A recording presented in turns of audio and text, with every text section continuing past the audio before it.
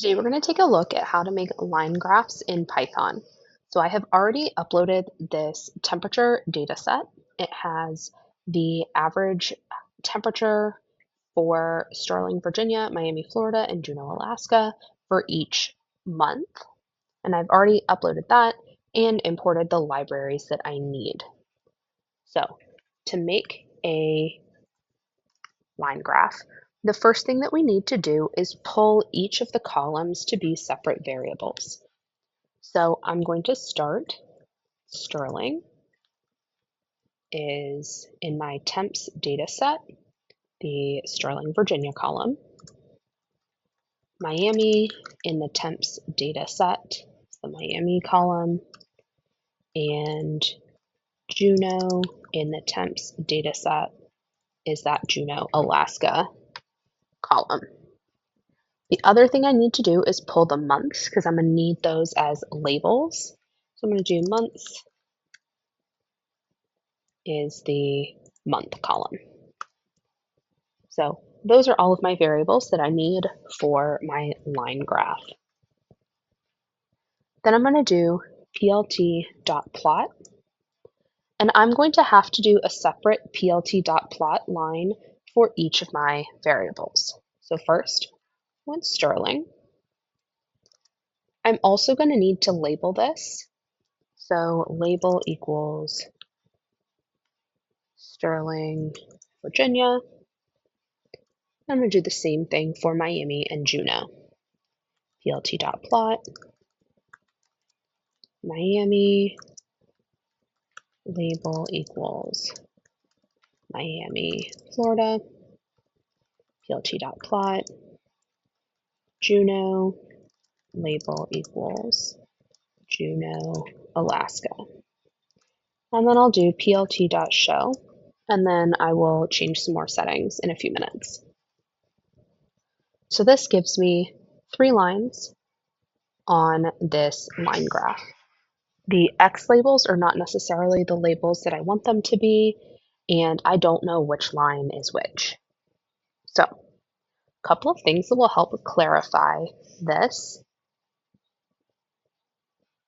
If we do plt.legend, because I have labeled each of the lines in the plt.plot lines of code, I can just do plt.legend and it will automatically know which one is which in terms of labeling. You can always move this legend as we've looked at in previous videos. I can say location equals upper left or wherever I might want to put that legend. Now, the biggest thing that we need to adjust here is the x-axis. These are supposed to be months.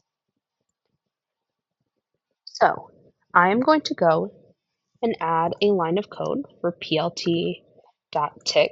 That's how we usually edit, or xticks, how we usually edit our x-axis. I'm going to start off like I normally would. I'm going to do np.arange and say I want this to go from 0 to 12 and count by ones. So if I start with that, I now have these as my X labels, which are not what I want still. So after I have adjusted to make sure that I have the correct number of marks on my x-axis, now I can say labels equal months, and it will use those words from the month column here as my labels. Okay. So now I have that. You can also, if you want to change how this looks a little bit, see rotation equals 90. This will rotate, those labels 90 degrees.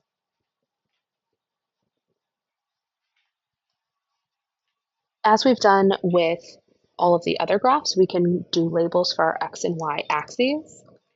plt.xlabel. Let's go with months. and plt.ylabel. Let's go with temperature. And if we want to specify that this is degrees Fahrenheit, I'm going to do $, caret 0, or O, F, $.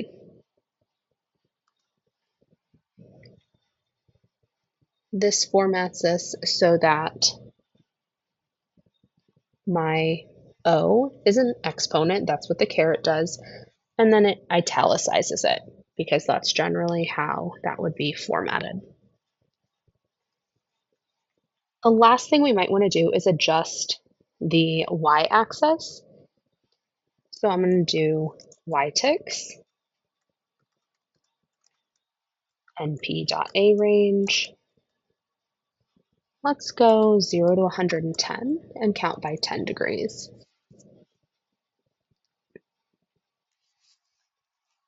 Now, a couple of settings you might want for the actual lines themselves. People always want to change the color. That's going to be the same as it is for most other graphs. Inside the plt.plot line of code, you can do color equals whatever color you want. I'm going to go with purple. So that's our line there. The other thing you might want is to add markers to your line. So if I do marker equals, do period, it's going to give me a small circle at all of the data points along the line. You also have other options for markers, and I will link in the description to all of the options for markers. You can have bigger dots if you have an O instead of the period. You can do an X if that's what you prefer. There are a lot of different options.